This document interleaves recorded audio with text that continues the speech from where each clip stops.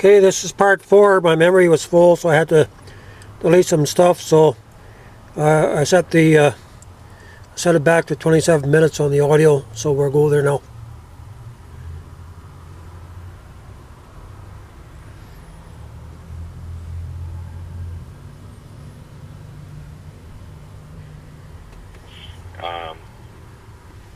As the insolvency in this debt load doesn't, because I believe it's going to probably first strike in Europe. And then people are going to realize this is not a U.S. problem, it's a global problem. And what we've been doing, actually, is they called on America to bail out banks in Europe that are now insolvent. And that'll start a run coming back, hitting the smaller banks as people pull their money out of small banks, put it into ones they think are going to be more likely to weather the storm. And then eventually going to start rolling. Okay, so I believe that's what I think the sequence of events will be. I understand.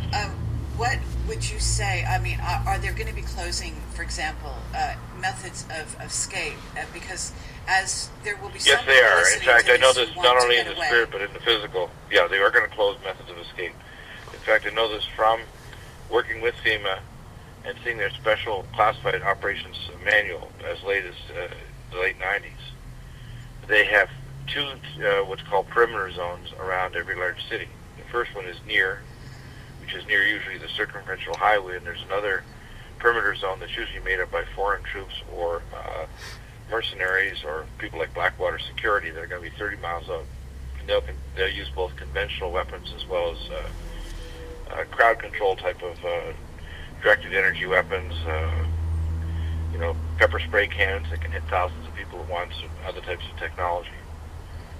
But yes, and they are, it's hard for them to control all of the side routes. So if you have a, what do you call an alternative route map, you may be able to get out of a city by going out on the kind of these little side highways. But if you try to, they're actually going to try to ring around all the large cities when they try to clamp things down. And one of the first things they're going to do is they'll shut off the grid. The grid is going to go down. As soon as they declare state of national emergency, the grid will go down.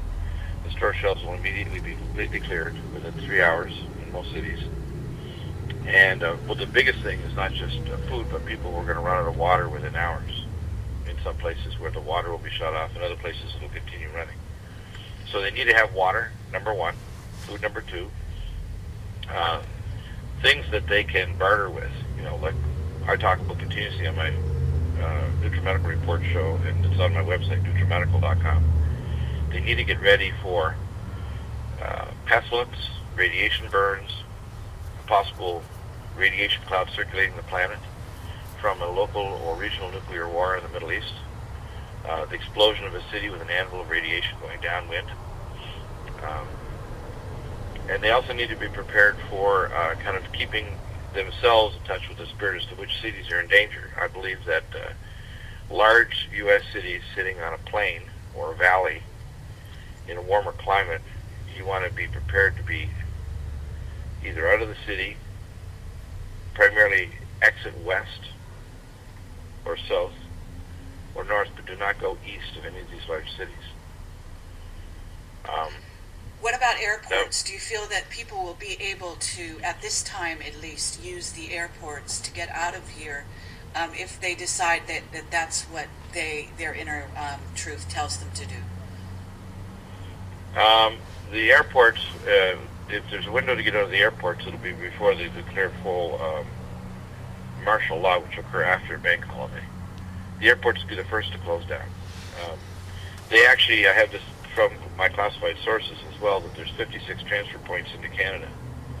And they have hardened them down so that they can lock them down completely to 6 with titanium bars, Kevlar, and cages, and glass, remotely controlled weapons, and they can actually lower entire vehicles, even long trailers, 60 foot long, with an elevator directly into the ground to be soft X-ray scanned, and to interdict anybody in the vehicles and remove any weapons.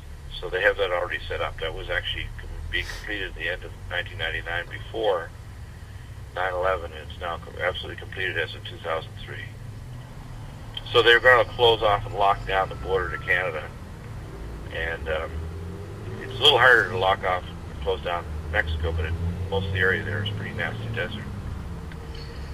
Are you making any provisions for yourself and your family? Because I have to say that you're quite you're not at the place where this may happen, but you certainly are close enough where you might want to make other plans.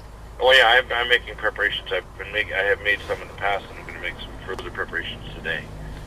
Okay, but yeah, we're dealing with an. Pardon me?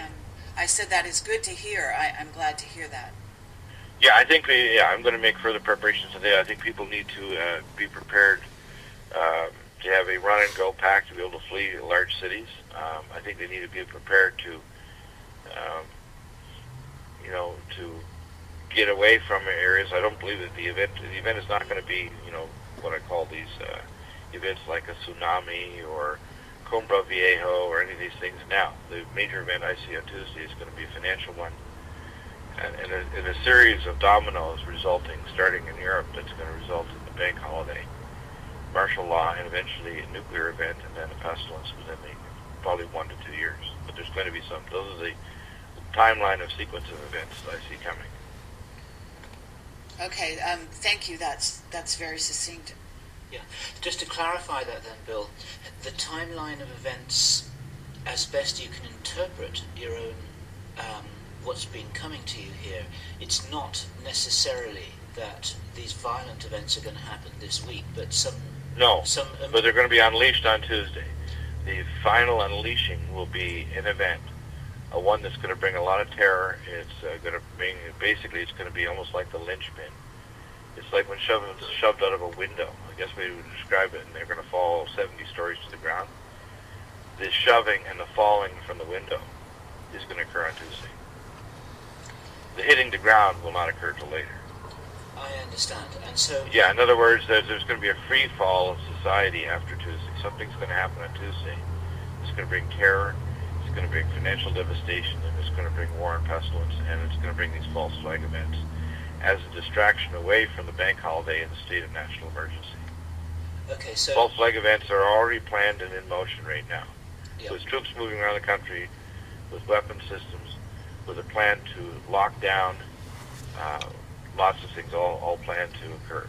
Okay, we have seen, we have also gotten reports of tanks being activated in Britain for some purpose. Well, of course, the British have a tighter control of their population on a small territory than anywhere else on the planet, except for maybe Israel. Right. Okay. And can you say more about, because there will be Europeans and Australians.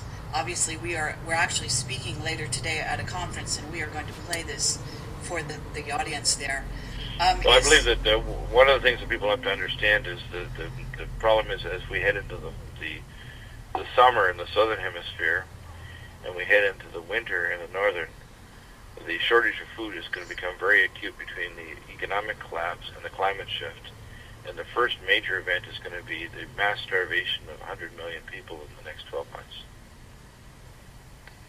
Okay, and you are convinced of this information that you're now... Yes, I see this as the start of the mass starvation of a major chunk of humanity. Yeah. And it's going to start this winter. Yeah.